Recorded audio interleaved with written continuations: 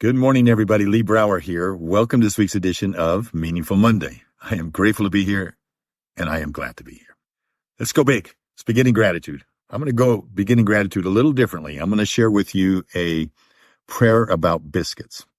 And I think when we're all done with this, you might say, that guy's full of manure. So you better stay placed because we are going to talk about manure. But here's the prayer about biscuits. Lord, I hate buttermilk. Lord, I hate lard. Lord, I hate flour. But Lord, I sure love biscuits. Now, this prayer is a wonderful reminder that even though we might not appreciate every individual component of our lives, when they come together, the good, the bad, the winnings, losings, the learnings, the love, when all of that comes together, it can create something absolutely, truly wonderful, just like the ingredients of a biscuit, of that biscuit that we talked about. The challenges and the hardships we face can combine to produce blessings if we stay focused on the bigger picture. So my message is pay attention to what we are paying attention to. In our daily lives, what we focus on amplifies.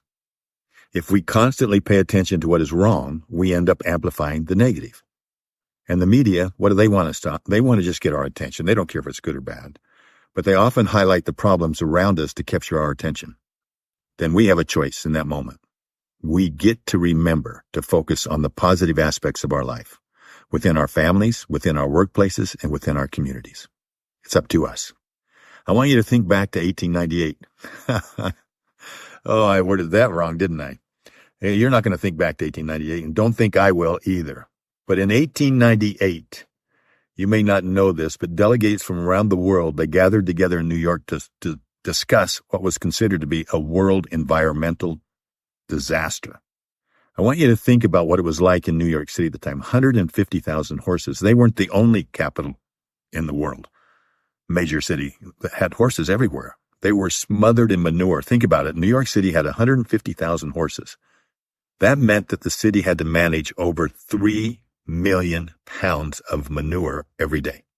How many gallons of urine? 40,000. It's an ecological disaster. And they had no solutions. But the private automobile, a new technology, came on the scene in less than 2 decades, and it was the savior that solved that urban nightmare. You see, if we can stay focused on the positivity in every situation, then our minds stay open, and when they're open, we can find solutions. Einstein once remarked, and this is important, in the West, we built a beautiful ship, and it has all the comforts. But actually, the one thing that it doesn't have is a compass. And that's why it doesn't know where it's going. We need to know where we're going. So this resonates with us in our current times. We have more degrees, but less sense. More knowledge, but less judgment. More experts, but fewer solutions. We are hyper-connected digitally, yet many of us feel lonelier than ever.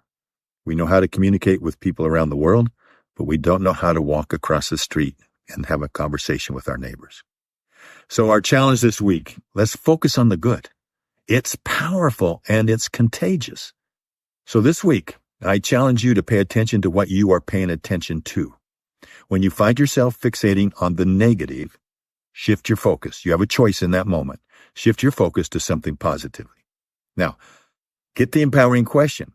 First of all, at the end of the day, ask yourself, what is one good thing that happened today? All right, that's just what I want. Would you agree with me? Would you go along with me? Each day, just ask that question. Put a reminder someplace in your journal, put a stick 'em up someplace, and ask yourself, what is one good thing that happened today?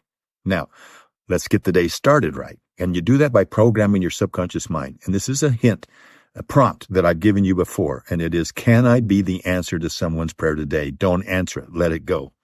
If you want to have some fun with this, I did this myself. I just put that question into ChatGPT. Can I be the answer to someone's prayer today? And it gave me 10 very simple things that I could do. It opened up my mind. And I just let it flow and see what happens. Remember, we amplify what we give space to. Let's amplify the good. Have a meaningful week. I look forward to talking to you next week. Onward, upward, and outward.